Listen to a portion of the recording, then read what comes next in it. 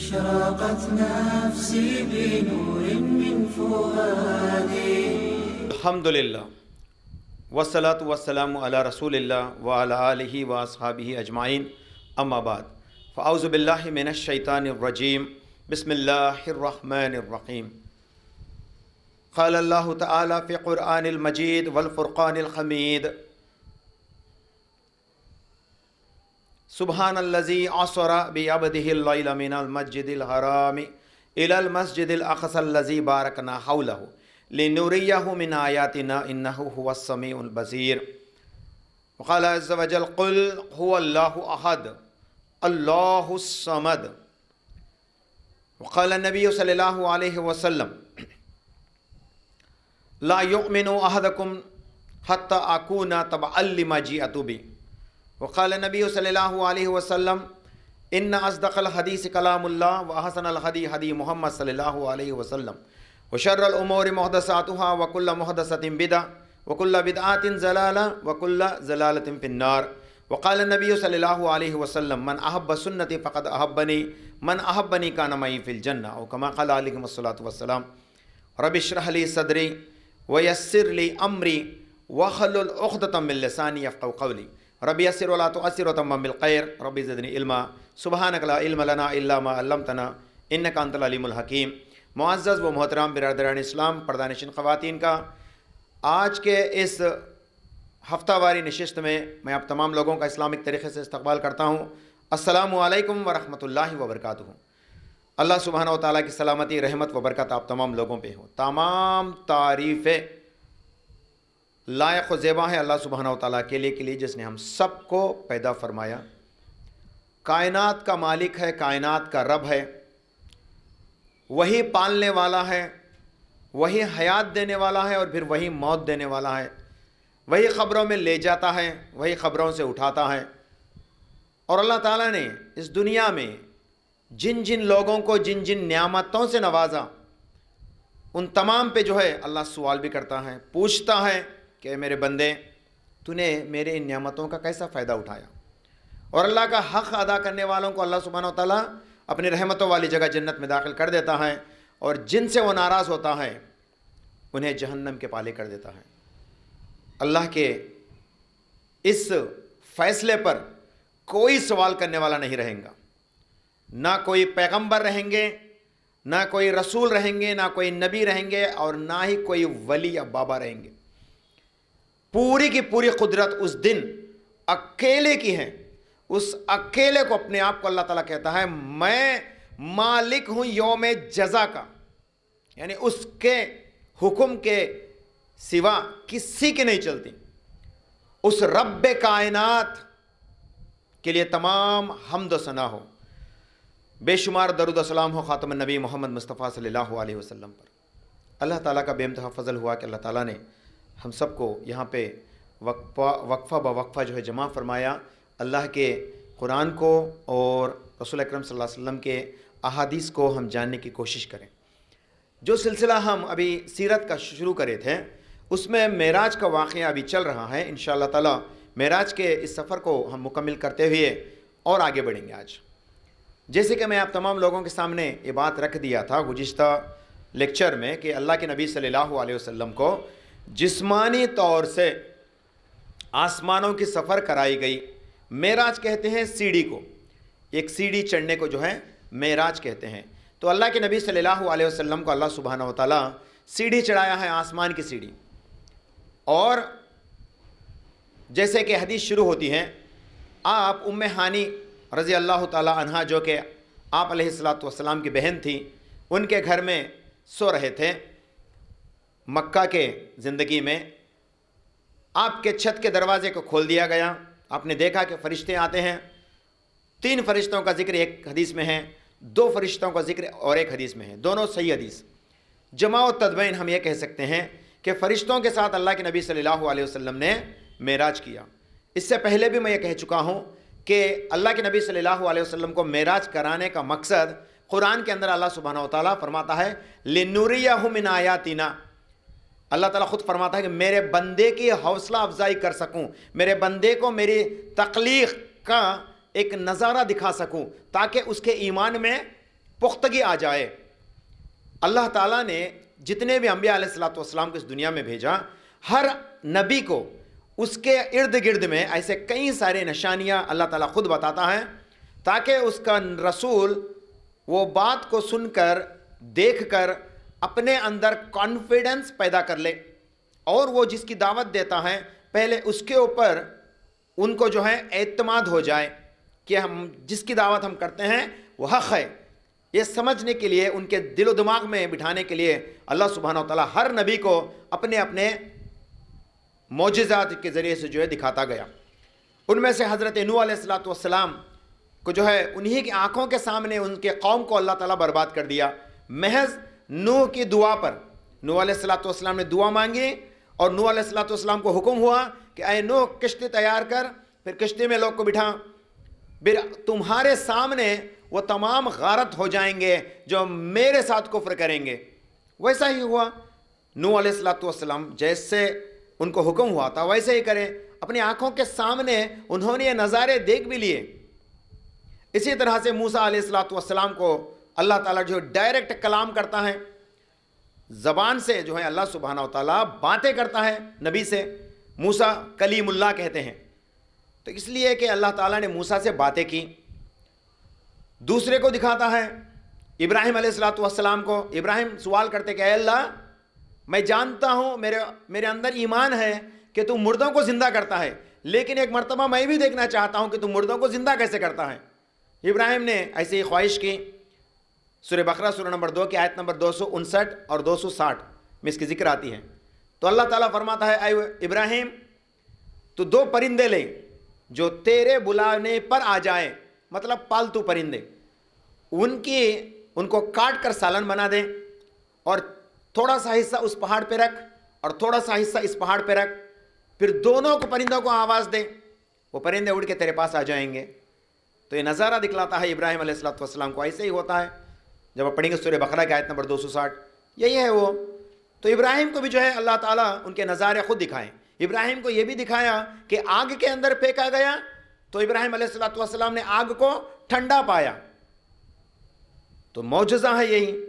इसी तरह से मेरे और आपके नबी मोहम्मद मुस्तफ़ा सल्लल्लाहु अलैहि वसल्लम की जब बारी आई तो आप अलैहिस्सलाम से अल्लाह ताला फरमाता है, सुबहान अल्लज़ी अस्वरा, पाक है तेरा परवरदिगार जिसने तुझे चलाया, बी अब्दिही, तुम्हारे तेरे बंदे को, यानी अल्लाह ताला मुखातिब है मोहम्मद सल्लल्लाहु अलैहि वसल्लम से, तेरे बंदे को जिसने चलाया वो अल्लाह तेरा रब्बुल आलमीन पाक है।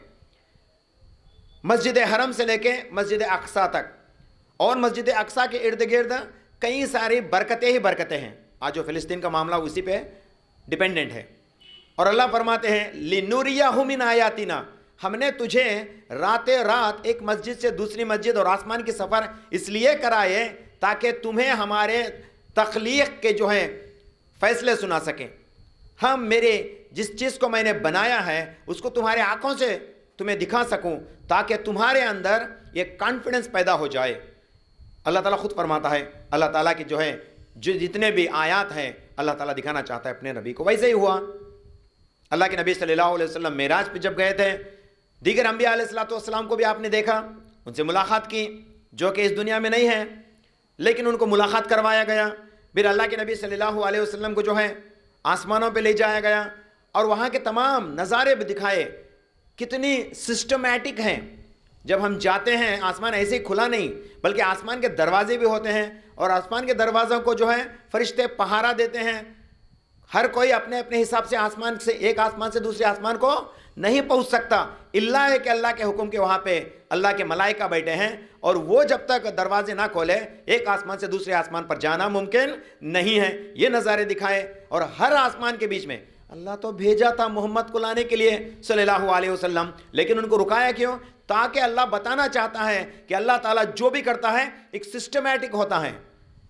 वसीया यहाँ पे जो है वसाइल होते हैं। यहाँ पे ऐसा नहीं कि अल्लाह ताला अपने रहमत से जो है हर चीज़ को कर दे, बल्कि वसाइल को पैदा करते हैं, क्योंकि इस दुनिया में वसाइल का होना बिल्कुल ज़रूरी है। तो इसीलिए अल्लाह सुब्हानहू व तआला सिस्टमैटिक तरीके में जाता है। कि जिब्राइल नहीं जानते थे कि फरिश्ते रुकाएंगे? क्या फरिश्ते नहीं जानते थे कि मोहम्मद सल्लल्लाहु अलैहि वसल्लम को आसमानों की तरफ बुलाया गया?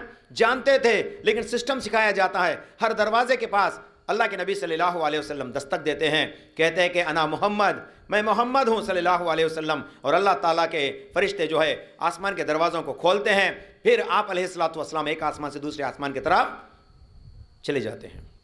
پھر آپ جب بیت المقدس، جہاں پہ میں نے اپنی ٹاپک کو روکا، بیت المقدس میں جب آپ گئے تھے، اللہ کے نبی صلی اللہ علیہ وسلم فرماتے ہیں صحیح بخاری کی جلد نمبر 1 کہ وہاں سے آپ پڑھیں گے کئی سارے احادیث ہیں، ایک دو نہیں بلکہ دسیوں احادیث اس معراج کے واقعے کو جو ہے ظاہر کرتے ہیں۔ بالخصوص 533 سے جب آپ پڑھیں گے تو عادتاً جو ہے اللہ کے نبی صلی اللہ علیہ وسلم نے کئی سارے احادیث فرمائے ہیں، تو اس میں سے فرماتے ہیں میں جب بیت المقدس کو پہنچا، اندر جا ہی رہا تھا کہ چند عورتوں نے جو ہے مجموعی طور پر مجھے سلام کیا اور میں اس کا جواب بھی دیا۔ جبرائیل سے میں نے کہا اتنی خوبصورت، اتنی حسین خاتون یہ کون ہے؟ فرمانے لگے جبرائیل علیہ السلام یہ جنت کے حورین ہیں۔ پھر اللہ کے نبی صلی اللہ علیہ وسلم پھر سے کلام کرنے لگے، فرمائے کون ہو تم لوگ؟ وہ جواب دیتے کہ ہم جنت کے حورین ہیں، ہم اس مومن کے لیے بنائے گئے جس مومن کو اللہ تعالیٰ آزماتا ہے دنیا میں اور وہ ثابت قدم رہتا ہے۔ پھر آگے بڑھتے ہیں، آپ کو جو ہے 2 برتن دیے جاتے ہیں، 3 برتن کا ذکر ایک حدیث میں آتا ہے، 2 برتن کا ذکر آتا ہے، واللہ عالم جمع و تدبین ہم کہیں گے کہ 3 برتن دیے گئے، اور 3 برتنوں میں آپ نے پایا کہ ایک میں شراب ہیں اور دوسرے میں دودھ ہیں، تیسرے میں شہد ہیں۔ تفسیر کرنے والے الگ الگ موقع پر لکھتے ہیں اگرچہ وہ شراب کو پسند کر کے رہتے یا شراب کے برتن کو چھو کے رہتے تو ان کی امت پوری گمراہ ہو جاتی اور اللہ تعالیٰ ان کو ہدایت سے ہٹا دیتا۔ تفسیر کرنے والے لکھتے ہیں پھر اللہ کے نبی صلی اللہ علیہ وسلم نے جو ہے ملک کو، دودھ کا برتن کو لیا اور اس میں سے کچھ پی بھی لیا۔ جبرائیل علیہ السلام فرماتے ہیں اے اللہ کے نبی، آپ نے اپنی فطری دین پر ثابت قدم رکھے اور اسی کو اپنے لیے پسند بھی کیا۔ تو اللہ تعالیٰ فطرت کو جو ہے پسند کرتا ہے۔ عبادت میں بھی اللہ تعالیٰ زور زبردستی نہیں کرتا۔ ایک بات یاد رکھیے، آپ اگرچہ ہمارے ساتھ رہنے والے غیر مسلمانوں کے عقائد کو دیکھیں گے تو چند اپنے سر کو پتھر پہ پیٹ پر کرتے ہیں کہ اے خدا تو حاضر ہو جا، میری التجا سن لے۔ پتھر پہ سر کوٹ کوٹ کر بلاتے، اس بلانے کی کوشش کرتے۔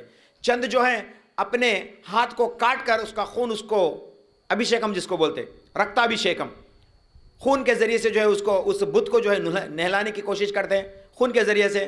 چند جو ہیں خون اس کے اوپر چھڑکتے ہیں۔ یہ عبادت کے طریقے نہیں، کیونکہ یہ فطرت کے خلاف ہے۔ اللہ کبھی بھی اس کے بندے کو موت کے گھاٹ اٹھانا نہیں چاہتا۔ یہ سب جہالت ہے یہ۔ اور اسی طرح سے ہم میں سے چند حضرات ہر محرم کو جو ہے اپنے جسموں کے اوپر بلیڈ سے کاٹتے رہتے ہیں، ان کے جسم سے جو ہے خون نکلتے رہتا، پھر اس پہ پیڑتے رہتے ہیں۔ ایسی چیز کیا اسلام اجازت دیتا ہے کہ اللہ ان چیزوں کو پسند کرتا؟ رسول اللہ صلی اللہ علیہ وسلم فرماتے ہیں صحیح بخاری جلد نمبر 2 حدیث نمبر 1292 1292 من ضرب بالقدود وشق الجیوب ودع بدعوى الجاہلیہ، جو شخص اپنے گریباں کو پھاڑتا ہے، دیوانہ پن جتاتا ہے اور اپنے کلوں کے اوپر پیٹتا ہے، اپنے رخسار کے اوپر پیٹتا ہے، یہ جہالت ہے، یہ جاہلانہ حرکتیں ہیں اور اللہ اس کو قبول نہیں کرتا۔ جب کلے کو مارنا جاہلانہ حرکت کہتے ہیں تو اپنے جسم سے خون کو بھی نکالنا جاہلاپن ہے۔ ایک جاہل ہی ایسا کر سکتا ہے، اللہ کا بندہ یہ نہیں کر سکتا، کیونکہ اللہ کے بندہ اپنے لیے فطری دین کو پسند کرتا ہے۔ یاد رکھیے گا، اپنے آپ کے اوپر ظلم کرنے والے کون سی بھی عبادت کو اللہ قبول نہیں کرتا۔ کوئی عورت نے یہ منت مانگی کہ اے اللہ 100 رکعت نماز آج رات میں پڑھنا چاہوں گی تیرے لیے، اگرچہ تو میرا فلاں کام انجام دیتا ہے، تو وہ عورت نے گناہ کیا۔ کیوں بولو؟ کیونکہ جو چیز فطرت کے خلاف ہے، 100 رکعت نماز پڑھنا اس سے ناممکن ہے، لیکن اس نے تو منت کیا کہ میں 100 رکعت نماز پڑھوں گی، اس سے وہ ناممکن ہے۔ مطلب وہ اپنے آپ کے اوپر زحمت اٹھاتی ہے۔ ایسے عبادتوں کو اللہ کبھی بھی قبول نہیں کرتے، یاد رکھیے گا، وہ اسلام نہیں ہے۔ اللہ تعالیٰ اپنے بندے کو جو ہے واضح دلیل دے کے بھیجا ہے کہ اسلام کچھ الگ ہے، اس کو جاننے کی کوشش کرو۔ بہرحال اللہ سبحانہ و تعالیٰ اپنے رسول کو جو ہے آگے لے کے جاتا ہے اور فرماتا ہے، پہلے آسمان کے دستک دیا جاتا ہے، جبرائیل دستک دیتے ہیں، پہلا آسمان کھلتا ہے۔ میں نے آپ سے کہا کہ حضرت آدم علیہ السلام پہلے آسمان پہ تھے، اللہ تعالیٰ کے نبی محمد صلی اللہ علیہ وسلم نے ان کو یوں اس حالت میں دیکھا، ایک بوڑھا شخص، اتنا بوڑھا، جب وہ اپنے دائیں ہاتھ کی طرف دیکھتا ہے تو ہنس پڑتا ہے، اور جب وہ اپنے بائیں ہاتھ کی طرف دیکھتا ہے تو رو پڑتا ہے۔ جبرائیل نے فرمایا یا رسول اللہ آپ ان کے پاس جائیے اور ان کو سلام کیجئے۔ رسول اللہ صلی اللہ علیہ وسلم کو ترتیب بتایا جاتا ہے۔ کیا میرے نبی نہیں جانتے تھے کہ بزرگوں کو سلام کریں؟ میرے نبی صلی اللہ علیہ وسلم تو دنیا میں بچوں کو سلام کیا کرتے تھے، کہ آپ علیہ السلام حضرت آدم جو کہ ایک بوڑھے تھے ان کو سلام کرنا نہیں جانتے، لیکن یہاں پہ وسائل کو پیدا کیا جاتا ہے۔ جبرائیل کہتے ہیں کہ یا رسول اللہ آپ ان کو سلام کرو۔ ترتیب، سسٹمیٹک ایک نظام بنایا جاتا ہے، ایک سسٹم بنایا جاتا ہے۔ اللہ کے نبی صلی اللہ علیہ وسلم حضرت داؤد علیہ السلام، حضرت آدم علیہ السلام کو سلام کرتے ہیں۔ حضرت آدم کے فرماتے ہیں وعلیکم السلام اے میرے بیٹا، سبحان اللہ، بنو آدم سے سب بیٹے کہتے ہیں میرا بیٹا، کوئی دوسرے پیغمبر کہتے ہیں میرا بھائی، لیکن یہ کہتے ہیں اے میرے بیٹا، یعنی آپ میرے اولاد میں سے ہو۔ وضاحت کے ساتھ حدیث پیش کی جاتی ہے، اور مبارک ہو آپ کو، آپ میرے امت کے نبوت کا دروازے کو ختم کرنے والے ہو، یعنی آپ کے بعد کوئی نبی نہیں ہوگا۔ اتنا کچھ بتاتے ہوئے آگے بڑھتے ہیں۔ اللہ کے نبی صلی اللہ علیہ وسلم دوسری آسمان پہ جاتے ہیں، دستک دیا جاتا ہے، پھر دوسرے آسمان کے دروازے سوال کرتے ہیں، دروازے پہ فرشتے سوال کرتے ہیں کیا محمد صلی اللہ علیہ وسلم کو بلانے کے لیے حکم ہوا تھا؟ جبرائیل فرماتے ہیں ہاں۔ تو ادھر والے فرماتے ہیں مرحبا یا رسول اللہ، welcome, most welcome O prophet محمد صلی اللہ علیہ وسلم۔ فرماتے ہیں اللہ کے نبی صلی اللہ علیہ وسلم دوسرے آسمان میں دیکھتے ہیں، حضرت یحییٰ اور حضرت عیسیٰ ابن مریم کو دیکھتے ہیں۔ حضرت یحییٰ اور حضرت عیسیٰ ابن مریم، یحییٰ کون؟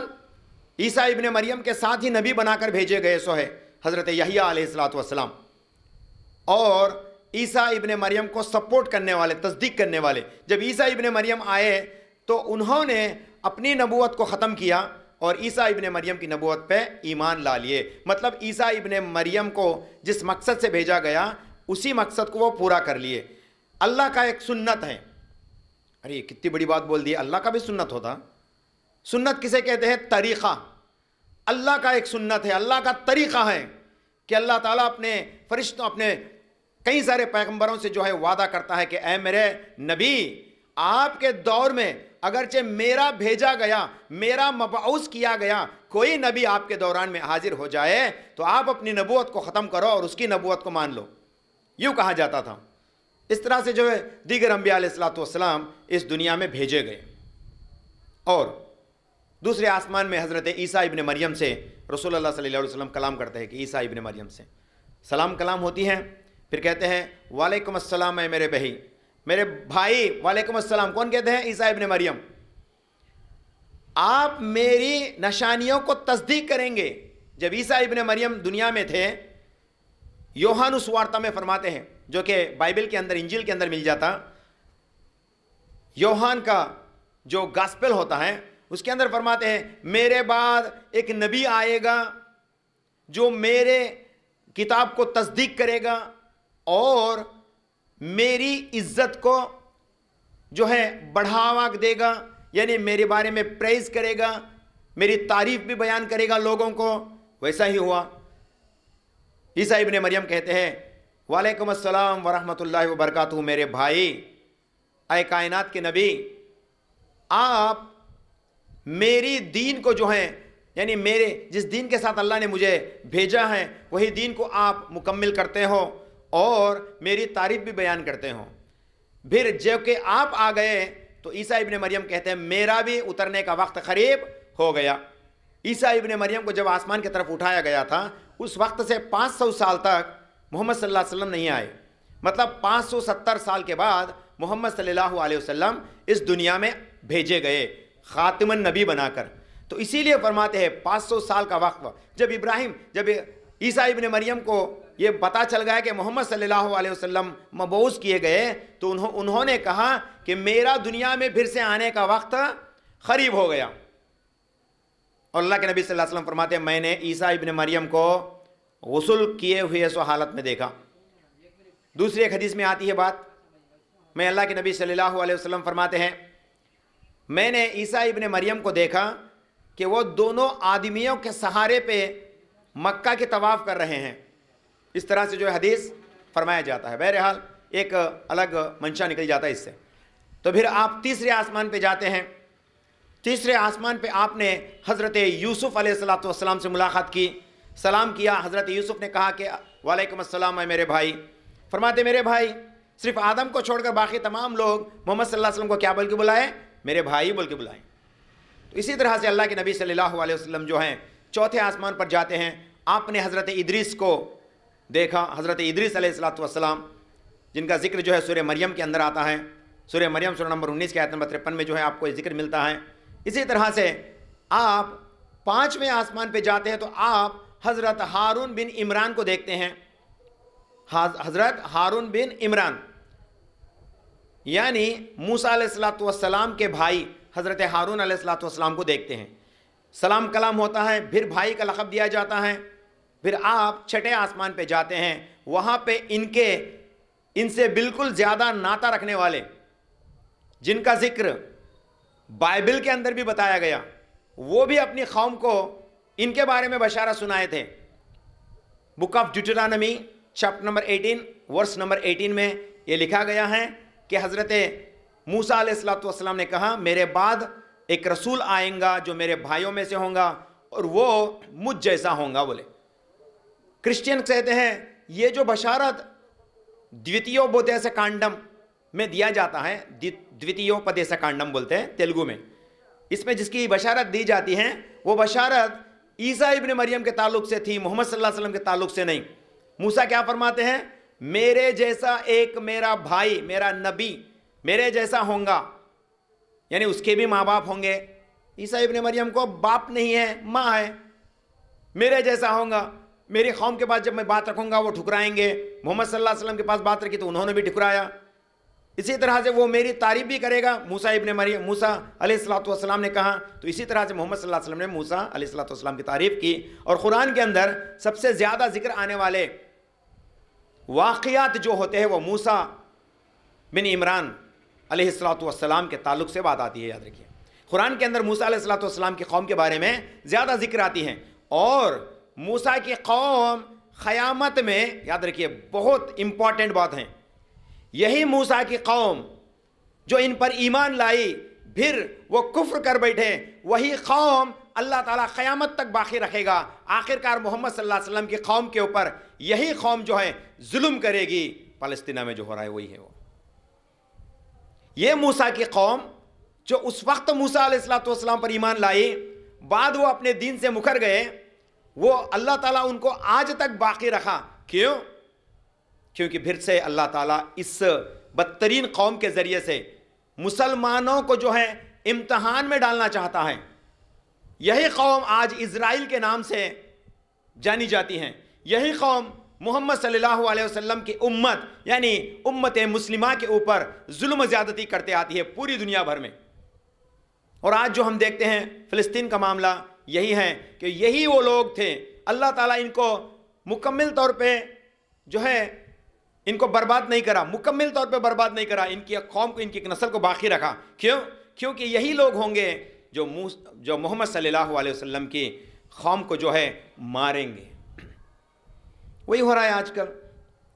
और आज से नहीं बल्कि उस वक्त से हो रहा है जब भी ये वजूद में आते तो मुसलमानों की दुश्मना की काम करते। इसीलिए रसूलुल्लाह सल्लल्लाहु अलैहि वसल्लम फरमाते हैं कि तुम यहूदियों की मुखालिफत करो। मुहर्रम का एक रोज़ा रखना आपके लिए काफ़ी हो जाता, लेकिन आपने कहा कि 2 रोज़े रखो, ताकि यहूदी सिर्फ एक ही रोज़ा रखता है, आप अगरचे 2 रखेंगे तो उनकी मुखालिफत करेंगे। इसी तरह से आप अपने दाढ़ियों को जो है सफ़ेद मत छोड़ो, अपने दाढ़ियों को आप सियाह करो ताकि आप मुखालिफत करो उन लोगों की। क्योंकि उस ज़माने में उनका कल्चर था कि वो दाढ़ियों को सफ़ेद रख देते थे। रसूलुल्लाह सल्लल्लाहु अलैहि वसल्लम फरमाते हैं अपने दाढ़ियों को जो है लाल रंग से, मतलब वही जो मेहंदी के ज़रिए से, आप मेहंदी लगाने की वजह से जो आता वही कलर ज़ाफ़रानी करो बोले। क्यों? यहूदियों की मुखालिफत करो। हमेशा رسول اللہ صلی اللہ علیہ وسلم کے اس دین میں یہودیوں کی مخالفت کو سکھایا جاتا ہے. مسلمانوں کی نسل کے اندر یہ بات ڈالی جاتی ہے کہ تم یہودیوں کی مخالفت کرو کیونکہ یہود تمہارے دشمن ہے. کیوں؟ آخر کار یہی یہود تم مسلمانوں پر آزمائش کے طور پر ٹوٹ پڑیں گے قیامت سے پہلے. ابھی ہو رہے وہ پورے دیکھیں گے آپ پوری دنیا میں وہی ہو رہا. ہمیشہ ہر جگہ جیوس جہاں کہیں بھی رہتے, یہودی جہاں کہیں بھی رہتے, محمد صلی اللہ علیہ وسلم کے اس ماننے والوں پر مسلمانوں کے اوپر جو ہے ظلم زیادتی کرتے رہتے. آج وہی ہو رہا ہے. تو بہرحال موسیٰ ابن عمران کو جو ہے آپ نے چھٹے آسمان میں ملاقات کی. اب پھر موسیٰ سے بہت کچھ ہے اس حدیث کے اندر. آگے بڑھتے ہوئے رسول اللہ صلی اللہ علیہ وسلم 7ویں آسمان پہ جاتے ہیں اور آپ دیکھتے ہیں کہ ایک بوڑھا شخص, کرلی ہیئر, گھنگرولی بالوں والا بوڑھا شخص, جس کے ارد گرد 2 حدیثیں ہیں. ایک حدیث میں آتا ہے, دونوں بھی صحیح حدیث ماشاءاللہ, ایک حدیث میں آتا ہے کہ وہ شخص ایک بیت اللہ کو ٹیکا لگائے ہوئے بیٹھے ہوئے ہیں. بیت اللہ کو ٹیکا لگائے, بیت اللہ تو دنیا میں ہے, وہاں پہ کیا ہے یاد رکھیے, وہاں بھی 7 آسمانوں کے اوپر اور ایک اللہ کا گھر ہے. جیسے ہم دنیا میں بیت اللہ کے اطراف اللہ کے اس گھر کی طواف کرتے, اسی بیت اللہ کے ایک دم اوپر 7 آسمانوں کے اوپر اور ایک اللہ کا گھر ہے جس کو بیت المعمور کہا جاتا ہے, جہاں فرشتے طواف کرتے رہتے ہیں. اور ہر فرشتہ اس کے اندر ہر روز میں 70,000 فرشتے اس بیت المعمور کے اندر جاتے ہیں. اور اللہ کے نبی صلی اللہ علیہ وسلم فرماتے ہیں وہ فرشتہ اپنی زندگی میں صرف ایک ہی مرتبہ یہ کام کرتا. ہر روز 70,000 فرشتے اس گھر میں جاتے آتے, دوسرا مرتبہ پھر وہ فرشتہ اس گھر میں نہیں جاتا. اب اندازہ لگاؤ, جب سے اللہ کے نبی صلی اللہ علیہ وسلم نے فرمایا کہ آج تک کتنے دن ہو گئے اور آج تک کتنے کروڑوں کے فرشتے اس کے اندر جا کے آ کے رہتے, اور تا قیامت تک یہ سلسلہ باقی رہیں گا جب تک اللہ حکم نہ کرے. اب کتنے فرشتے ہوں گے اللہ کے, یاد رکھو, ذرا سمجھاؤ اس بات کو, کتنے فرشتے ہوں گے اللہ کے؟ اللہ تعالیٰ نے بے انتہا فرشتوں کی جماعت کو بنا رکھا ہے, ہر ایک کو اپنا اپنا کام سونپ دیا ہے. حضرت میکائیل علیہ السلام کا جب ذکر آتا ہے, میکائیل کا کام ہے کہ بارش کو برسانا, بارش کو برسانے کا کام میکائیل علیہ السلام کا ہے. کیا میکائیل اپنے طاقت سے برسائیں گے؟ نہیں, اللہ کے حکم سے میکائیل جو ہے بارش برسائیں گے, کیونکہ اللہ تعالیٰ فرماتا ہے وَأَنزَلَ مِنَ السَّمَاءِ مَاءً فَأَخْرَجَ بِهِ مِنَ الثَّمَرَاتِ رِزْقًا لَكُمْ. وَأَنزَلْنَا مِنَ السَّمَاءِ مَاءً, وہ کام میں کرتا ہوں, آسمان سے بارش برساتا ہوں, لیکن اس کو انجام دینے کے لیے اس کے اوپر ایک فرشتہ مقرر کیا گیا اور وہ میکائیل ہے. اسی طرح سے ملک الموت کو جو ہے ہمارے موت کے فرشتے بنا کر بھیجا گیا ہمارے ارواح کو نکالنے کے لیے. اسی طرح سے جانور کے بھی جو ہے ارواح ہوتے ہیں, زندہ ہر شے کا ایک روح ہوتا ہے, اور ان تمام کو نکالنے کے لیے اللہ تعالیٰ الگ الگ کو جو ہے مقرر کر رکھا ہے, یاد رکھیے گا. اسی لیے اللہ تعالیٰ نے ہر ایک کی حفاظت میں اپنے اپنے فرشتوں کو بنا رکھے ہیں. پھر اللہ کے نبی صلی اللہ علیہ وسلم اس شخص کو سلام کرتے ہیں, یعنی ایسے بیت المعمور کو ٹیکا لگا کے بیٹھے ہیں اس شخص کو سلام کرتے ہیں. دوسری حدیث جامع صحیح بخاری جلد نمبر 2 کی حدیث نمبر 13,080 پر 5 اور 80 پر 6, 13,085 13,086. اللہ کے نبی صلی اللہ علیہ وسلم فرماتے ہیں میں نے دیکھا کہ ایک گیہولا رنگ کا آدمی, کرلی ہیئر والا آدمی, گھنگریلو بالے, گیہوں کا رنگ والے, یعنی ساملے جیسے, ذرا گورے کے قریب, اونچے شخص جو سفید بال تھے جن کے, ان کے اطراف کئی سارے بچے جو ہیں کھیلتے نظر آئے. اللہ اکبر. آپ نے دیکھا ایک بوڑھا شخص جو سفید بال والا ہے, گھنگرولو بال والا ہے, گیہوں رنگ کا اس کی جسم کا رنگ ہے, ایسا اونچا شخص جس کے اطراف کئی سارے ننھے بچے جو ہے کھیلتے نظر آئے. اللہ کے نبی صلی اللہ علیہ وسلم نے جبرائیل سے پوچھا یہ کون ہے؟ اللہ کے نبی صلی اللہ علیہ وسلم کو جواب میں ملا کہ یہ ابراہیم ابو الانبیاء, آپ کے باپ ابراہیم ہے, بولے ان کو سلام کرو. آپ نے سلام کیا. صحابہ کو جب یہ حدیث بیان کر رہے تھے تو صحابہ نے دریافت فرمایا یا رسول اللہ یہ ننھے بچے کون ہیں؟ اللہ کے نبی صلی اللہ علیہ وسلم فرماتے ہیں جو بچے بلوغت سے پہلے دنیا میں انتقال کر گئے وہ تمام ابراہیم کے پیچھے کھیل رہے ہیں. مطلب جن کے ننھے ننھے بچے انتقال ہو جاتے ہیں, اللہ تعالیٰ ان کے لیے ابراہیم علیہ السلام کو چھوڑتا تاکہ وہ ابراہیم علیہ السلام ان بچوں کو ماں باپ کی کمی محسوس نہ ہوئے جیسا کھلاتے رہتے. سبحان اللہ, اللہ کی کتنی بڑی شان ہے. اللہ تعالیٰ ان بچوں کو جو ہے کھلاتے رہتے ابراہیم علیہ السلام. صحابی نے عرض کیا, یا رسول اللہ, کیا اس میں غیر مسلمان کے بچے ہیں؟ اللہ کے نبی صلی اللہ علیہ وسلم فرماتے ہیں, ہاں اس میں غیر مسلمان کے بھی بچے ہیں, کیونکہ بچہ بچہ ہی ہوتا ہے. بلوغت سے پہلے پہلے جس کا انتقال ہوتا ہے, چاہے وہ غیر مسلمان کا کیوں ہو, چاہے وہ مسلمان کا کیوں ہو, یہ تمام بچے کو ابراہیم علیہ السلام کھلاتے رہتے. سبحان اللہ, سبحان اللہ. پھر یہ بچے ان کے لیے سفارش کریں گے قیامت کے دن, ان کے جتنے بھی بڑے بڑے گناہ کیوں نہ ہو, سوائے شرک کے وہ ماں باپ کے تمام گناہ کو جو ہے اللہ معاف کریں گے ان بچوں کی سفارش پر, اور ان کو جنت دیں گے انشاءاللہ. یہ تمام صحیح حدیثوں سے ثابت ہے میرے بھائی. پھر حضرت ابراہیم علیہ السلام کو سلام کرتے ہیں, جواب دیتے ہیں, مبارک ہو میرے بیٹا, میں نے جس دعا کو اللہ سے کیا تھا وہی ہو آپ بولتے ہیں. ابراہیم علیہ السلام کیا فرمائے؟ بیت اللہ کی تعمیر کرنے کے بعد قرآن کیا کہتی ہے؟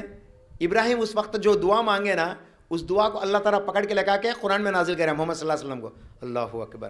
ابراہیم مانگے تھے دعا, اے میرے نبی آپ کے والد ابراہیم نے آپ کے لیے دعا مانگی, اور وہ یہ ہے, بولے کیا ہے وہ؟ سورۃ البقرہ سورہ نمبر 2 کی آیت نمبر 126, ربنا وابعث فیہم رسولا منہم یتلو علیہم آیاتہ ویزکیہم ویعلمہم الکتاب والحکمہ. اللہ کے نبی صلی اللہ علیہ وسلم کے اوپر آیت نازل ہوئی کہ اے میرے رب, اے میرے پروردگار. کس نے دعا مانگی؟ ابراہیم نے دعا مانگی, اے میرے اللہ تو میرے نسل میں ایک ایسا نبی تولد فرما, مبعوث فرما, ایک ایسے نبی کو اٹھا جو تیری کتاب کو پڑھ کے سنائے, اور جو کفر کرتے ہیں ان کو پاک کرے, مطلب ان کو کفر سے نکال کر ایک حقانیت والی دین کے اوپر لا دے, اور ان کو کتاب و حکمت سکھائے. ایسے نبی کو میرے نسل میں پیدا فرما بول کے ابراہیم علیہ السلام نے دعا مانگی, جس کا ذکر قرآن کے اندر سورۃ البقرہ کی آیت نمبر 126 میں اللہ تعالیٰ ذکر فرماتا ہے. تو ابراہیم علیہ السلام جب 7ویں آسمان پہ ملے تو کہنے لگے, وعلیکم السلام ورحمۃ اللہ وبرکاتہ, بیٹا آپ کے لیے میں نے دعا مانگی. اللہ اکبر. پھر جبرائیل علیہ السلام کہتے ہیں, یا رسول اللہ آگے بڑھو. 7ویں آسمان کے اوپر اللہ کے نبی صلی اللہ علیہ وسلم کو ایک جگہ پہ لے جایا گیا جہاں پہ ایک بڑا شجر تھا, ایک بڑا پیڑ تھا, جس کے پھل ہانڈیاں جیسی پھل تھے, بڑے بڑے پھل تھے, اور جس کے پتے ہاتھی کے کان کے مانند چوڑے چوڑے تھے, اور اس کے اوپر تاروں کے مانند, سبحان اللہ سبحان اللہ, تاروں کے مانند پورا چھایا ہوا تھا. فرمانے لگے یہ پرندے ہیں, یہ تاروں کے مانند پرندے چھائے ہوئے ہیں. اور یہ کون پرندے ہیں؟ وہ شہداء کے جانوں کو لے کر پھرنے والے پرندے. سبحان اللہ. اور آپ نے اس پیڑ کے اوپر 4 ندیوں کو دیکھا. 2 ندی ان کو اپنے آنکھوں سے دکھے اور 2 ندی نہیں دکھے. کیا مطلب؟ اس میں سے جو پانی جا رہا ہے وہ ان کو نہیں دکھا, لیکن دیکھے 4 ندیوں کے ذکر آتی ہیں. جبرائیل فرماتے ہیں یہ 2 ندی آپ دیکھ رہے ہیں وہ یوفریٹس اور نائل. ریور نائل جو ایجپٹ کے اندر, جو مڈل ایسٹ کے اندر جو مین 2 ریورز ہیں, یوفریٹس ریور اور نائل ریور. نائلو ندی بولتے ہیں, یوفریٹس ندی بولتے ہیں. یہ 2 ندیاں جو کہ مڈل ایسٹ کے اندر بہتی ہیں, ان دونوں میں پانی کہاں سے آتا ہے؟ سبحان اللہ, اسی شجر سے آتا ہے, اسی شجر سے. سبحان اللہ. مطلب اللہ تعالیٰ وہاں پہ پانی کو جو ہے آج تک برقرار رکھا ہے. قیامت سے پہلے وہ سوکھ جائیں گے, وہ ندیاں سوکھ جائیں گے. اب آپ دیکھیں گے نقشہ ان ندیوں کا, یوفریٹس ریور کا پورا نقشہ جو ہے سوکھا سوکھا سوکھا سوکھا ہو جا رہا ہے. مطلب یہ قیامت ابھی قریب آنے والی ہے, یہ بتایا جاتا ہے. پھر اللہ کے نبی صلی اللہ علیہ وسلم فرماتے ہیں وہ جو 2 ندیاں جو مجھے نہیں دیکھ پائے, جبرائیل نے فرمایا کہ وہ جنت کے اندر بہتے ہیں. اس میں سے ایک ندی ہے نہر کوثر, جو حضرت محمد صلی اللہ علیہ وسلم کو اللہ تعالیٰ گفٹ دیتا ہے. जन्नत के अंदर एक नहर है जिसके अंदर जिसके गेट जो होते हैं बड़े कस्तूरी के बू वाले होते हैं, कस्तूरी वाले बू वाले होते हैं। कस्तूरी जानते हैं ना, खुशबू को कहते हैं कस्तूरी। खुशबू वाले जो है मिट्टी उसके इर्द गिर्द रहती और उसके ऊपर सोने के चांदी के बर्तन लगे रहते, जग जग जिसको पानी निकालने के लिए जग जैसे थे, बर्तन होंगे, सोने और चांदी के बर्तन होंगे। और वहां पे एक लंबे गर्दन वाले परिंदे बैठ के रहते। ये एक और हदीस है जो कि जन्नत में शहीदों को मिलने वाली जगह है, बताते हैं। लंबे गर्दनों वाले परिंदे रहते, वो वहां पे बैठ के रहते। और कितने रहते? कई सारे तादाद में रहते। उमर फारूक रज़ी अल्लाह तआला अन्हु जब इस हदीस को सुने थे, अल्लाह के नबी सल्लल्लाहु अलैहि वसल्लम से फरमाने लगे, या रसूल अल्लाह, ये परिंदे तो बड़े खुशनसीब हैं, नहीं ये जन्नत में रहते हैं आज भी, दुनिया में नहीं बल्कि ये जन्नत में है। जन्नत के अंदर नहरे कौसर के गेट के पास, वड्डू के पास बैठ के हैं, वहां पे बैठ के जो है ये दाना खाते हैं, उसमें का पानी पीते हैं। कितने खुशनसीब परिंदे हैं। बोले अल्लाह के नबी सल्लल्लाहु अलैहि वसल्लम फरमाते, अय उमर, उससे भी ज्यादा खुशनसीब तो वो अल्लाह का बंदा होगा जो इन परिंदों को काट के खाएगा। बोले अल्लाहु अकबर। मतलब जन्नत में जाने के बाद अल्लाह सुब्हानहू व तआला इन परिंदों का गोश्त अल्लाह ताला उसको खिलाएंगे, ये जो लंबे गर्दन वाले परिंदे। सुभान अल्लाह, सुभान अल्लाह। इतनी सारी डिस्क्रिप्शन को जो है बताया जाता है। तो बहरहाल अल्लाह के नबी सल्लल्लाहु अलैहि वसल्लम फरमाते हैं, शजरतुल मुंतहा के पास मुझे रोका गया। जिब्राइल अलैहिस्सलाम ने कहा, या रसूल अल्लाह, मैं और आगे नहीं बढ़ सकता, आप आगे हो जाओ। अल्लाह के नबी सल्लल्लाहु अलैहि वसल्लम फरमाते हैं, मैं आगे बढ़ता चला गया। मैंने देखा कि इतना रोशन हो गया उस जगह, और वहाँ से एक आवाज़ आने लगी, वहाँ से एक आवाज़ आने लगी, तुम्हारे ऊपर सलामती हो या रसूल अल्लाह। अल्लाह फरमाते हैं, तुम्हारे ऊपर सलामती हो अल्लाह के नबी, बोल के आवाज़ आने लगी। मोहम्मद रसूलुल्लाह सल्लल्लाहु अलैहि वसल्लम सजदा रेज हो गए और अल्लाह ताला उनके दिल में चंद आयतों को डालता है, और वो आयतें हम अत्तहियात में पढ़ते हैं। अत्तहियात में क्या पढ़ते हैं? अत्तहियातु लिल्लाहि वस्सलवातु वत्तय्यिबात, यहाँ तक का इसी के ज़रिए से अल्लाह ताला से उन्होंने दुआ मांगी। अत्तहियातु लिल्लाहि, मेरे बदनी इबादतें, मेरे ज़बानी इबादतें सब तेरे वास्ते है या अल्लाह, बोल के उनके दिल में अल्लाह ताला ने वो आयतों को डाला जिसके ज़रिए से वो अल्लाह की तारीफ़ करे। फिर अल्लाह सुब्हानहू व तआला मोहम्मद सल्लल्लाहु अलैहि वसल्लम को कहता है, या रसूल अल्लाह, उठो, यानी सजदे से उठो, आपको मैं इनामात देने वाला हूँ। नंबर 3 इनामात दिए वहाँ पे, याद रखिएगा, 3 इनामात। पहली इनाम, तुम्हारे ऊपर और तुम्हारे उम्मत के ऊपर मैं 50 वक्त की नमाज फर्ज करता हूं, बोले, नंबर 1। नंबर 2, और अल्लाह के नबी सल्लल्लाहु अलैहि वसल्लम फरमाते हैं, सूरतुल बकरा के आखिरी आयत, सूरतुल बकरा सूरह नंबर 2 की आयत नंबर 284, 285, 286, 3 आयत। दूसरी हदीस में जिक्र मिलता है 285, 286, 2 आयत, यानी सूरतुल बकरा के आखिरी रुकू मुकम्मल तौर पर यह आयत आपको वहां पे नाजिल किया गया। सुभान अल्लाह। कहां पे? अर्श इलाही के पास, जब आप मेराज को गए थे। 2वां नियामत ये। तीसरा नियामत, अल्लाह के नबी सल्लल्लाहु अलैहि वसल्लम फरमाते, अल्लाह ताला ने मुझे वहां पे वादा किया, जो लोग दुनिया में अल्लाह के ज़ात में शिरक नहीं करेंगे, अल्लाह का वादा है कि अल्लाह सबको माफ़ करेगा, उनके जितने भी बड़े गुनाह क्यों ना हो। सुभान अल्लाह। उनके बड़े गुनाह कितने भी क्यों ना हो, अल्लाह ताला उन तमाम गुनाह को माफ़ करेगा। ये 3 नियामतें अल्लाह ताला ने शजरतुल मुंतहा से आगे अल्लाह के अर्श के करीब अल्लाह ताला ने नाजिल किया था। वो 3 नियामतें आज हम उम्मत मुस्लिमा बेजार होके जो है उसको छोड़ बैठे हैं। नंबर 1, नमाज तो नहीं पढ़ते, बहुत कम लोग हैं जो नमाजों के अंदर होते हैं। दूसरी नियामत सूरतुल बकरा के आखिरी 3 आयत।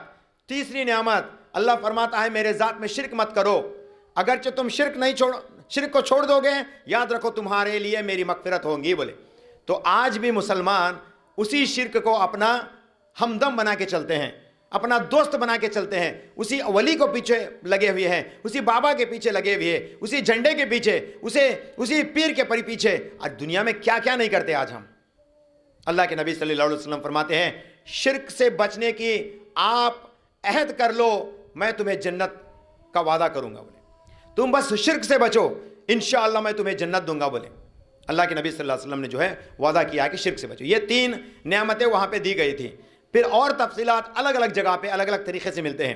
وہاں سے ایک تفصیل ملتی ہے، اس وقت اللہ تعالیٰ نے آپ کو جنت کا سیر کرایا، آپ کو جہنم کا سیر کرایا، اور جنت میں آپ ایسے نعمتوں والے جگہ بھی دیکھیں، اور جہنم میں آپ ایسے عذاب والے جگہ بھی آپ کو دکھایا گیا. وہاں پہ جہنم کے 2 باتیں، جنت کے 2 باتیں بولتے چلیں گے. حدیث تو بہت سارے ہیں جس کے اندر میں مسلسل تھوڑے باتوں کو میں لینا چاہوں گا. نمبر 1، آپ نے دیکھا کہ وہ جنت میں جا رہے تھے، ایک حسین محل تھا، سبحان اللہ، ایک حسین محل تھا، لیکن اس کے اندر صرف ایک اینٹ کی کمی تھی. اللہ کے نبی صلی اللہ علیہ وسلم نے فرمایا اے جبرائیل یہ گھر کس کے لیے بنایا گیا؟ جبرائیل علیہ السلام فرماتے ہیں یا رسول اللہ یہ آپ کا گھر ہے جنت میں. تو رسول اللہ صلی اللہ علیہ وسلم سبقت کرتے ہیں چلو میں گھر میں جا کے آتا ہوں ایک بار بول کے. جبرائیل علیہ السلام روک لیتے یا رسول اللہ ابھی نہیں، یہ آپ کا گھر آپ کو جنت میں دیا جائے گا قیامت کے بعد. پھر اللہ کے نبی صلی اللہ علیہ وسلم فرماتے ہیں اس میں ایک اینٹ کی کمی کیا ہے؟ ایک اینٹ کی کمی کیا ہے؟ جبرائیل فرمانے لگے یا رسول اللہ وہ ایک اینٹ آپ ہے. بولے سبحان اللہ. مطلب یہ ہے کہ دیگر وہ گھر پوری بندی تو اللہ تعالیٰ نے پورے انبیاء علیہ السلام کے ذریعے سے وہ پورا گھر کا ڈھانچہ بنایا، اور آپ علیہ السلام کو آخری نبی بنا کر وہ ایک اینٹ کو اس میں رکھ دیا تو گھر مکمل ہو گیا، یعنی اسلام مکمل ہو گیا. یہ آپ کا کہنے کا منشا تھا. اللہ کے نبی صلی اللہ علیہ وسلم فرماتے ہیں دوسرا میں نے دیکھا کہ میرے آگے سے بلال کے چلنے کی قدموں کی آواز آ رہی ہے. بولے سبحان اللہ. میں نے دیکھا کہ بلال رضی اللہ تعالی عنہ کو میرے آگے سے چلنے کی آواز میں سنا، بلال کی آواز کو سنا میں. سبحان اللہ. جبرائیل سے فرمائے یہ بلال کی آواز ہے، تو رسول اللہ صلی اللہ علیہ وسلم فرماتے ہیں کہ جبرائیل نے مجھے کہا کہ ایک گھر بلال کا گھر ہے، میرے گھر یہ بلال کا گھر ہے. سبحان اللہ. جب محمد صلی اللہ علیہ وسلم الگ موقع پہ تھے، بلال رضی اللہ تعالیٰ عنہ سے جو ہے مذاق کرنے لگے، اے بلال تجھے کس چیز نے جنت میں مجھے میرے آگے بڑھنے سے نہیں روک پائی؟ کس چیز کی وجہ سے تو میرے سے جو آگے قدم ڈال کے چلنے لگا؟ مطلب تیرے اندر وہ کون سی اچھائی ہے جس کو اللہ اتنا پسند کرا؟ اللہ کے نبی صلی اللہ علیہ وسلم کو جواب میں حضرت بلال رضی اللہ تعالیٰ عنہ فرماتے یا رسول اللہ میرے اندر تو ایسے کوئی صفات نہیں ہے، لیکن میں جب بھی وضو بناتا تو میں 2 رکعت نفل نماز پڑھ لیتا. بولے سبحان اللہ. جب بھی آپ وضو بنا لیتے ہیں تو آپ 2 رکعت نماز نفل پڑھ لیں گے تو یہ آپ کے لیے کفالت کر گئی جنت میں گھر دینے کے لیے. سبحان اللہ. اللہ تعالیٰ بلال کے اس عمل کو قبول کرا اور بلال کو جو ہے جنت میں گھر دے دیا. کیا اللہ ہمارے اعمال کو قبول نہیں کریں گا؟ ضرور. اگرچہ ہم ایمان کے ساتھ ایسے چیزوں کو کر گزریں گے تو انشاءاللہ اللہ ضرور جو ہے ہمیں بھی ایسے نعمتوں سے مالا مال کر دے گا. یاد رکھیے گا. اب جب اس کے اوپر جب ہم مرد لوگ مسجد کو جاتے، عورتیں تو گھر میں فرض نماز پڑھ لیتے ہیں، وہ ان کے لیے حق میں بہتر ہیں، اور جب مرد مسجد میں جاتے ہیں تو وضو بناتے ہیں. ہم لوگ کیا کرتے ہیں؟ وضو بنانا دیر بیٹھ جاتے ہیں، تسبیح گننے تو بیٹھتے ہیں، نہ تو باتیں چیتا کر لیتے بیٹھتے تھے. وضو بنا کے آ کو پوچھتے 5 منٹ کر ڈالتے باتیں میں مشکریہ میں نہیں. وضو بنانے کے بعد فوراً عمل آپ کو بتایا جاتا ہے. جب بھی آپ مسجد میں داخل ہو وضو بنا کے داخل ہونا ضروری ہے. نہیں اگرچہ آپ مسجد جا کے وضو بناتے ہیں تو بہتر آپ کے لیے ہوگا کہ وضو کے فوراً جب آپ مسجد میں داخل ہو بیٹھنے سے پہلے 2 رکعت نماز پڑھ لو. آج وہ نماز سنت سے دور ہو چکی ہیں. آج مسلمانوں کے درمیان میں سنت نہیں ہے. بہت کم لوگ ہیں، ہزاروں میں، یوں کہوں کہ لاکھوں میں 1-2 حضرات مل جائیں گے جو اس سنت کو زندہ کرنے کی کوشش کرتے ہیں. کیا ہے وہ سنت؟ تحیت المسجد. جب کبھی بھی آپ وضو بنا کر مسجد میں داخل ہو جاؤ، چاہے وہ عورت ہو یا مرد ہو، یاد رکھیے. اب عورتیں چندل میں تو ماشاءاللہ ایک مسجد ہے یہاں پہ جو عورتوں کو بلایا جاتا ہے. اس مسجد کے اندر ہر جمعہ مسجد امینہ کاظم میں جاتے ہیں. تو آپ لوگ کیا کرتے ہیں؟ جاتے ہی اب تو وضو بنا کے جاتے گھر سے، اور گھر سے وضو بنا کے جانا افضل ہے. یاد رکھیے وضو وہاں بھی فیسلٹی رہتی، لیکن آپ گھر سے وضو بنا کے جانا افضل ہے. جب بھی آپ مسجد میں داخل ہوتے ہیں تو فوراً 2 رکعت سنت پڑھ لو. اسی کو بولتے ہیں تحیت المسجد. یہ پڑھیں گے تو انشاءاللہ اسی کی وجہ سے بلال رضی اللہ تعالیٰ عنہ کو جو ہے اللہ تعالیٰ جنت میں گھر دیا. سبحان اللہ. اللہ ہمارے کون سے چھوٹے چھوٹے اعمال کو قبول کرتا کی. کسی بھی اعمال کو جو ہے چھوٹا مت سمجھو, کسی کو حقیر مت سمجھو, کون سا بھی اعمال ہو اس کو حقیر مت سمجھو. اللہ کس کو پسند کرنے والا ہے کہ. بہرحال اللہ کے نبی صلی اللہ علیہ وسلم فرماتے ہیں حضرت بلال کو میں نے میرے آگے چلتے ہوئے پایا, ان کے قدموں کے آواز کو سنا. تو اس طرح سے فرماتے ہیں. دوسرا, اللہ کے نبی صلی اللہ علیہ وسلم جب جہنم کا نظارہ دیکھیں تو وہاں پہ چند ایسے لوگ تھے جو اتنے بڑے پیٹ والے تھے, اتنے بڑے پیٹ جس کے بل پہ وہ اڑ بھی نہیں سکتے ہیں, زمین پہ لیٹے ہوئے ہیں. اتنا بڑا پیٹ جس کو ہے آٹھ بنا کے اڑ بھی نہیں سکتے ہیں. چھوٹے چھوٹے پیٹ آج ہمارے جو اوبیسٹی والے لوگ ہوں گے, جو بہت موٹے ہوں گے, اوبیسٹی جو پرابلم کی وجہ سے ہوتا ہے, ہیلتھ پرابلم کی وجہ سے موٹا پیٹ ہے تو اٹھنا مشکل ہو جاتا. اللہ کے نبی صلی اللہ علیہ وسلم فرماتے ہیں اتنے موٹے پیٹ ہوں گے تو وہ اٹھ نہیں پائیں گے. وہ جو ہے زمین پر پڑ کے لیٹتے رہتے, اٹھنے کی کوشش کرتے رہتے. جبرائیل علیہ الصلوۃ والسلام سے پوچھا گیا جبرائیل کون لوگ ہیں یہ؟ اللہ کے نبی صلی اللہ علیہ وسلم کو جواب میں ملا یا رسول اللہ یہ آپ کے امت کے سود کھانے والے ہیں. بولے یہ آپ کے امت کے سود خور ہیں, یہ وڈی کا بزنس کر کے وڈی پہ اپنا زندگی گزارنے والے تھے اس دنیا کے اندر. ان کا حال یہی ہے, قیامت قائم ہونے تک ان کا حال یہی رہتا, پھر قیامت کے بعد بھی یہی رہتا. دوسری حدیث وڈی کھانے والوں کے تعلق سے بھی کہاں پہ دیکھے رسول اللہ صلی اللہ علیہ وسلم, اپنے آنکھوں سے دیکھے. اللہ کے نبی صلی اللہ علیہ وسلم کو اپنی آنکھوں سے دکھایا گیا یہ نظارے. اب آپ پوچھیں گے اب قیامت قائم ہوا نہیں نا, جہنم میں آدمی گئے نہیں نا, یہ سب بھی کیسا دیکھے. ہمارے عام سوال ہے نہیں, انسان ہے نا جی, عام سوال. اس کا جواب سنو. اللہ کے نبی صلی اللہ علیہ وسلم کو غیب کے چند جھلکیاں اللہ کیا فرماتا ہے لِنُرِيَهُ مِنْ آیاتنا. قرآن میں فرماتے ہیں لِنُرِيَهُ مِنْ آیاتنا. اللہ دکھانا چاہتا ہے چند چیزوں کو جس کے ذریعے سے میرے نبی کے اندر جو ہے استقامت آ جائے, میرے نبی کانفیڈنس کے ساتھ اس دعوت کو دے سکے. اسی لیے جو آگے ہونے والا ہے اس کے چند جھلکیاں اللہ تعالیٰ غیب کے ذریعے سے معجزہ کے طور پر محمد صلی اللہ علیہ وسلم کو دکھاتا ہے. وہاں پہ آپ دیکھتے ہیں ایک شخص خون کی ندی میں تیرتا ہے. کس کی ندی میں؟ خون کی ندی میں تیرتا ہے. بیچ میں سے جو ہے وڈو کے طرف آتا ہے, اس کے کنارے کی طرف تیرتے ہوئے آتا ہے. فرشتے کنارے پہ بیٹھے ہوئے تھے اور اتنا بڑا پتھر اس کے منہ کے اندر مارتے. پھر اس پتھر کی ایک دھکیلنے کی وجہ سے جو ہے وہ جا کے پھر ندی کے بیچ میں پڑ جاتا ہے. پھر وہاں سے تیرتے ہوئے پھر کنارے پہ آتا ہے. پھر فرشتے منہ میں جو ہے اتنا بڑا مٹی کا جو ہے ایک ڈھیلا اٹھا کے اس کے منہ پہ مار دیتے, تو پھر جا کے وہ سمندر کے جو ہے بیچ میں پڑ جاتا. یہ خون کی ندی ہے اور وہ تیرتے رہتا. یہ سلسلہ جاری رہتا. کب تک؟ قیامت قائم ہونے تک. قیامت تک یہ سلسلہ جاری رہتا. اللہ کے نبی صلی اللہ علیہ وسلم وڈی کھانے والوں کے تعلق سے عذاب ہی عذاب ہے بولے. آج وڈی فیشن ہو گیا. اللہ کے نبی صلی اللہ علیہ وسلم فرماتے ہیں اللہ کے نبی صلی اللہ علیہ وسلم نے دیکھا کہ ایک بڑی ہانڈی تھی جس کے اندر سے ننگے عورتیں اڑتے ہیں اوپر اور اس میں گر جاتے ہیں, اور ننگے مرد بھی اڑتے ہیں اور گر جاتے ہیں, اور اس کے نیچے ایک بڑا آگ لگا ہوا ہے. یعنی ایک ہانڈی میں پکاتے ہیں ان کو, وہ اوپر کو آتے ہیں. آپ نے دیکھو کیسا فرماتے ہیں کہ میں نے یوں دیکھا کہ وہ ابھی باہر پڑنے ہی والے تھے پھر اندر پڑ گئے. باہر پڑ گئے جیسا فیلنگ تھا لیکن اندر ہی پڑ گئے. مطلب یہ ابھی وہ ان کے اوپر عذاب ایسا ہی ہوتا ہے. اللہ کے نبی صلی اللہ علیہ وسلم نے فرمایا جبرائیل کون ہے یہ؟ اللہ کے نبی صلی اللہ علیہ وسلم کو جواب میں ملا یا رسول اللہ یہ آپ کے امت کے زانی ہیں. بولے مطلب مرد بھی ہیں عورت بھی ہیں. مرد کیا کم ہے؟ مرد بھی زنا کرتے ہیں اور عورتیں بھی زناکار ہو گئے آج کل. اور ایک فیشن ٹیکنالوجی آ گیا, اپنے آپ کو ظاہر کرتے ہیں ویڈیوز کے ذریعے سے, ریلز کے ذریعے سے, فیس بک ریلز کے ذریعے سے, انسٹاگرام ریل کے ذریعے سے, کیا بول کے باہر آنا تو ان کو تڑپ شروع ہو گئی. ارے پورے دنیا والے کیا ڈیولپ ہو جاتے ہیں, ہمیں کہاں تک مرتے رہے برقے مر کو. چلو ایک کام کریں گے, برقے پوچھ ہمیں کیا کریں گے, اچھا چہرہ تک لپٹ ڈال کو, تاکہ سامنے آنے والا کتنی اچھی ہے دیکھو عورت ہے, کتنا اللہ والی دیکھو بولا تھا بول کے دیوانی. یہ کام کرنا حرام دی دیوانی.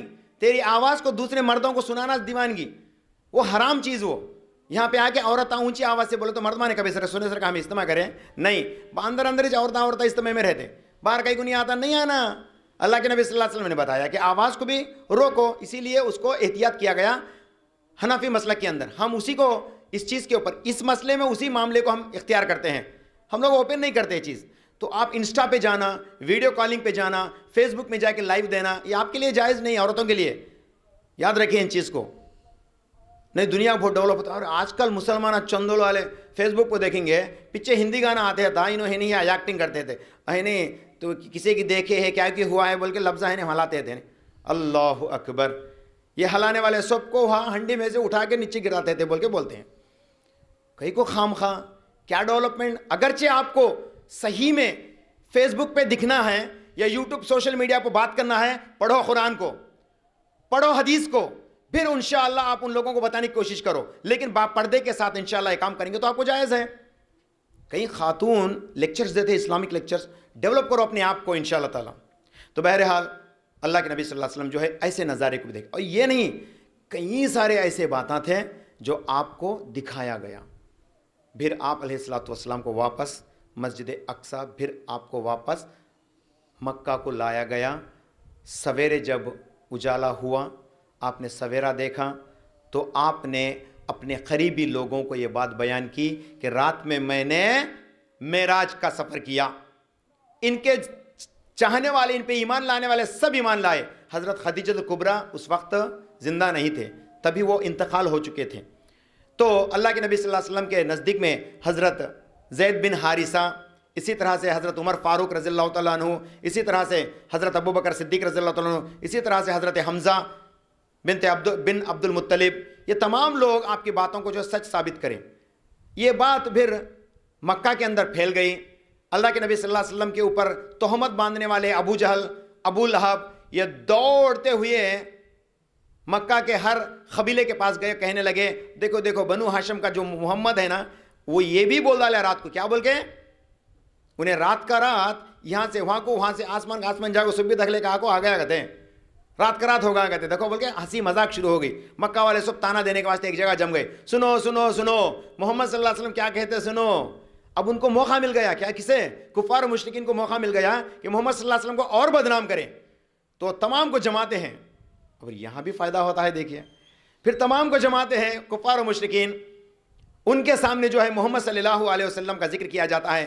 دیکھو محمد نے صلی اللہ علیہ وسلم مکہ سے بیت الاقصیٰ کو گئے، پھر وہاں سے آسمان کی سفر کرے، جنت کو دیکھے، جہنم کو دیکھے، اللہ تعالیٰ کے قریب میں جا کے اللہ کی آواز کو دیکھے، وہاں سے چند آیتوں کو لے کے آئے.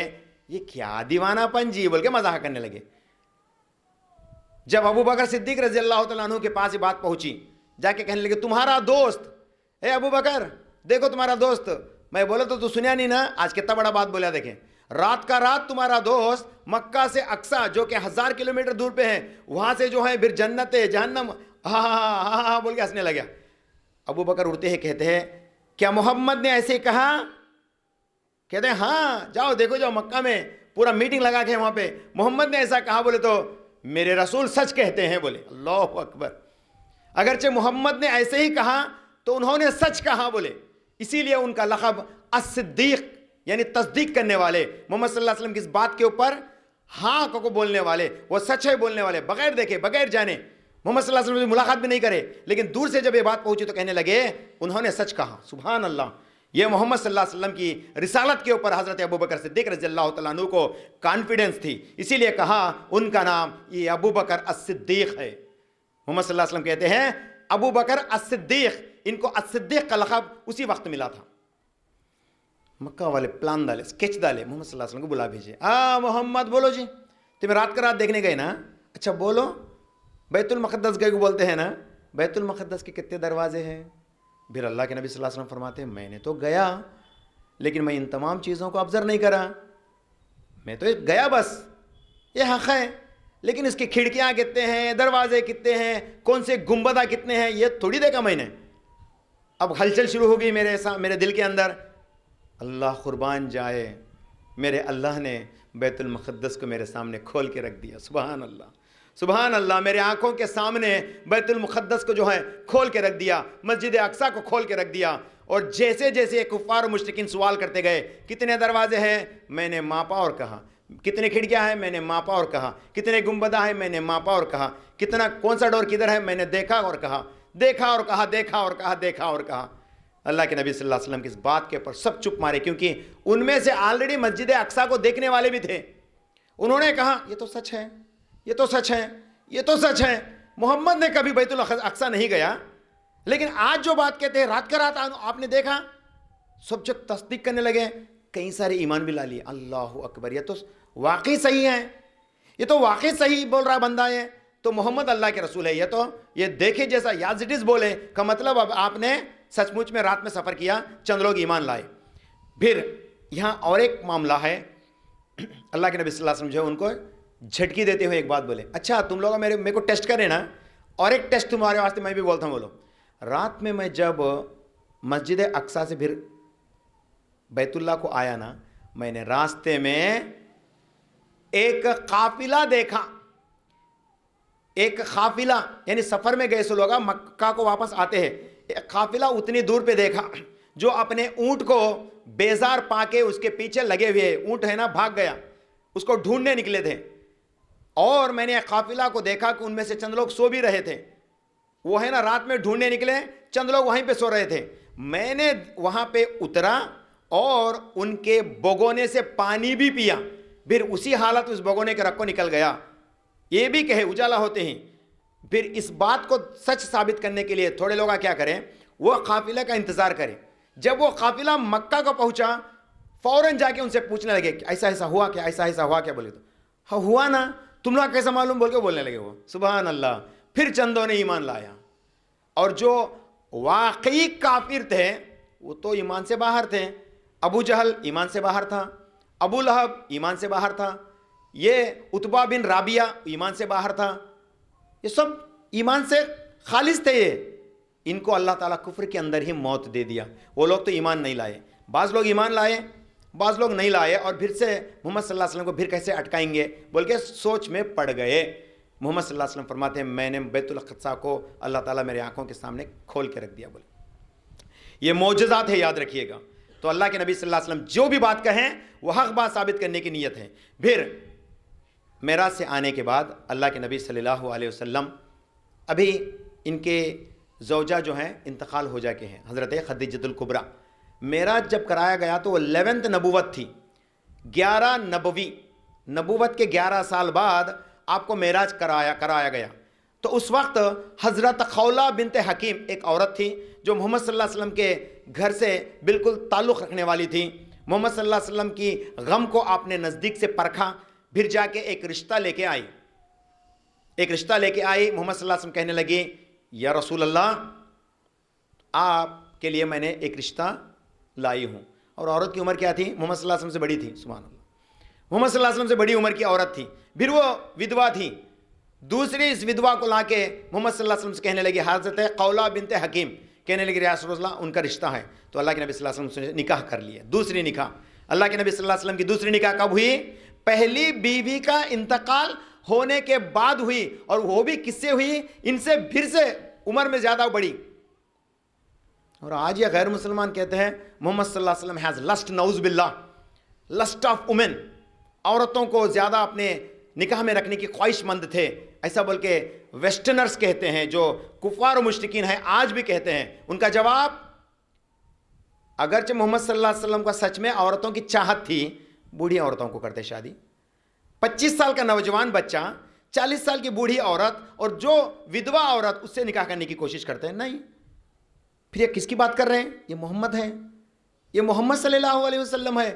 جب آپ نے دوسری نکاح کیا تو آپ کے لگ بھگ قریب عمر یا آپ سے کچھ زیادہ عمر والی عورت حضرت خزیمہ ابن خزیمہ رضی اللہ تعالیٰ عنہ کا حضرت سودا بنت جمع، دوسری عورت حضرت سودا بنت جمع رضی اللہ تعالیٰ عنہ سے آپ کی نکاح ہوئی. پھر فوراً یہی عورت کون؟ حضرت خولہ بنت حکیم. حضرت خولہ بنت حکیم حضرت ابو بکر صدیق رضی اللہ تعالیٰ عنہ کے دختر حضرت عائشہ کا رشتہ لے کے آتی ہیں. اور کئی کو لائے؟ یہ بھی منشا تھی اللہ تعالیٰ کی. یہ بھی اللہ تعالیٰ نے، بعض لوگ کہتے ہیں حضرت عائشہ سے اللہ کی نبی بچپن میں نکاح کرے گا نا، کیا ضرورت تھی کہ یہ بات ذرا ہضم ہونا نہیں بات ہے. اس وقت میں کفار و مشرکین تھے. ابو جہل تھا. ابو جہل کیا تھا؟ محمد کب ملتے کب پکڑنا بول کے بیٹھ کے رہتا تھا. پھر آپ نے حضرت عائشہ جو آپ کو 6 سال کی عمر میں تھی تو آپ سے نکاح ہوا، لیکن آپ کو واپسی کب ہوئی؟ حضرت عائشہ کا میچورٹی ہونے کے بعد ان کے ساتھ ان کو بھیج دیا گیا. آفٹر میچورٹی، نکاح پہلے ہو جاتا تھا، میچورٹی کے بعد جو ہیں جب بچی بڑی ہو جاتی ہے تب جو ہیں ان کو واپس کیا کرتے تھے مردوں کے ساتھ. یہ عرب کا کلچر تھا، یاد رکھو. آج جو کمبختہ یہاں پہ سوال کرتے نا محمد صلی اللہ علیہ وسلم بچی سے نکاح کرے ایٹ بولتے نا، تم سے بڑا دشمن تھا حضرت ابو جہل کمبخت تو تم سے بڑا تھا. کیا محمد صلی اللہ علیہ وسلم کو ہر بات میں روکا؟ کیا محمد صلی اللہ علیہ وسلم کو حضرت عائشہ سے نکاح کرنے پر روکا؟ نہیں روکا. کیوں بولو؟ کیونکہ وہ ان کا عادت تھا. ابو جہل نہیں روکا، ابو لہب نہیں روکا، اتبا بن رابیہ نہیں روکا، کفار و مشرکین سب اللہ کے نبی صلی اللہ علیہ وسلم کہاں ملتے کہاں پکڑیں گے بول کے بیٹھ کے رہے، لیکن انہوں نے اللہ کے نبی صلی اللہ علیہ وسلم کو کبھی بھی اس بات کے لیے نہیں روکا. کس بات کے لیے؟ محمد صلی اللہ علیہ وسلم کو حضرت عائشہ سے نکاح کے بعد پر آپ نے کبھی بھی نہیں روکا. کیوں؟ کیونکہ وہ اس زمانے کا حصہ تھا. That was the culture of Arab at the time of Prophet Muhammad. اسی واسطے ان لوگوں نے سوال نہیں کیا. تو آپ کو جواب دینا اکیڈمیکلی دینا دیں، یاد رکھیے، غصے سے نہیں دینا. کئی مسلمانوں کے بات نہیں معلوم ہونے کی وجہ سے دوسروں کے باتیں سن کے ہائے کیا کرتے ہیں، ہمارے رسول نہیں کرنا تھا، نعوذ باللہ ہمارے رسول نہیں کرنا تھا، بولے گچو بول کے آیا تھی، انہیں گچو بول کے آ جاتا، نہیں کرنا تھا جی کیا جی وہ بول کے آیا تھا انہیں. یہ پگلا کو بات معلوم نہیں ہے. تو بہرحال محمد صلی اللہ علیہ وسلم کے یہ حضرت عائشہ سے نکاح کے واسطے محمد صلی اللہ علیہ وسلم کو 3 مرتبہ خواب میں دکھایا گیا. جبرائیل آتے ہیں، ایک لال سلک کا کپڑا، لال ریشم کا کپڑے میں کچھ چھپاتے ہوئے محمد صلی اللہ علیہ وسلم کے سامنے سے سجانے لگے. رسول اللہ صلی اللہ علیہ وسلم فرماتے جبرائیل رکو ادھر، کیا ہے اس میں؟ بولے اللہ کے نبی صلی اللہ علیہ وسلم کے سامنے یہ دیکھو بول کے دکھائے. محمد صلی اللہ علیہ وسلم نے دیکھا کہ اس میں حضرت عائشہ کا چہرہ تھا. اللہ اکبر، اس میں حضرت عائشہ کا چہرہ تھا. اس کا کیا مطلب ہے؟ جبرائیل فرماتے ہیں اللہ تعالیٰ حکم فرماتا ہے کہ آپ حضرت عائشہ سے شادی کرو. کیوں؟ کتنا بڑا موقع ہے معلوم ہے یہ اصل اس کا، یہ شادی کے پیچھے کتنا بڑا منشا ہے. دیکھو آج عورتوں کے مخصوص مسائل ہیں نا، عورتیں حیض کے معاملے میں کیا کرنا، طلاق کے معاملے میں کیا کرنا، عدت کے معاملے میں کیا کرنا، میاں بیوی جب ہم بستری کرتے تو اس وقت کون سے آداب کو اختیار کرنا، بیوی کو مرد کے ساتھ کیسا صحبت میں رہنا، یہ تمام چیزاں کے کون سے حدیثہ؟ ابو ہریرہ بولے یہ حدیثہ، ابن عباس بولے یہ حدیثہ، اللہ کی قسم یہ حضرت عائشہ کی حدیثہ ہیں. یہ تمام احادیث حضرت عائشہ نے اس امت کے لیے وصیت کی تھی.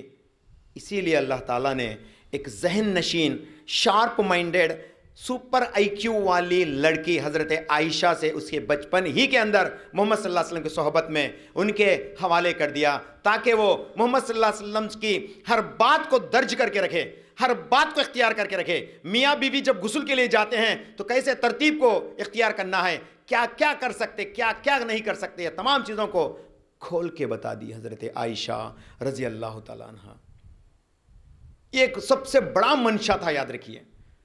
غیر مسلمانوں کو جب ہم جواب دیتے ہیں تو بہتر انداز میں جواب دینا تاکہ اس کے پاس دوسرا سوال نہ اٹھے. This is the rightly concept of Islamic perspective. سنو اس کو.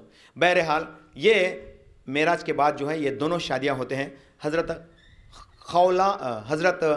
سودا بنت جمع سے آپ علیہ السلام نے ہم بستری نہیں کی. جب ان کا ٹرن آتا تھا مدینہ میں تو آپ نے کہا یا رسول اللہ میں تو بوڑھی ہو چکی، اب میرا وقت جب آتا ہے، یعنی آپ کو میرے ساتھ رہنے کا جو ٹائم آتا ہے میں میرا ٹائم حضرت عائشہ کو دیتے ہوئے بولے. اللہ اکبر. پھر انشاءاللہ اور تفصیلات آگے میں بولتا چلوں گا کبھی اور انشاءاللہ تعالیٰ. بہرحال یہ تھا معراج کا موقع. پھر آپ علیہ السلام کو جو ہے حکم ہوا کہ اے نبی چلو آپ مدینہ چلو. مدینہ چلے گئے آپ علیہ السلام. یہ ہجرت، اور ہجرت کے بہت سارے واقعات بھی انشاءاللہ کبھی دوسری مرتبہ میں بولتا چلوں گا. اللہ سے میں دعا کروں گا کہ اللہ تعالیٰ آج جو ہم نے سیکھا ہے اس کو ہمارے ذہن میں گھٹ مٹ اتار دے، استقامت دے ہمارے ذہن کو، اسٹیبلٹی دے ہمارے ذہن کو. اور جب بھی کوئی سوال کرتا ہے میرے رسول کی سیرت کے اوپر صلی اللہ علیہ وسلم تو ہمیں ان کو اکیڈمک آنسر دینے کی کوشش کریں. اللہ تعالیٰ ہمارے ذہنوں کو اچھے مضبوط بنائے تاکہ ہمارے نبی صلی اللہ علیہ وسلم کے اوپر جو تہمتیں یہ کفار و مشرکین اٹھاتے ہیں آج بھی ہم اس کا ڈٹ کر جواب دیں. اللہ ہم سب کو اس قابل بنا دے، آمین یا رب العالمین۔ وآخر دعوانا الحمدللہ رب العالمین، والسلام علیکم ورحمۃ اللہ وبرکاتہ۔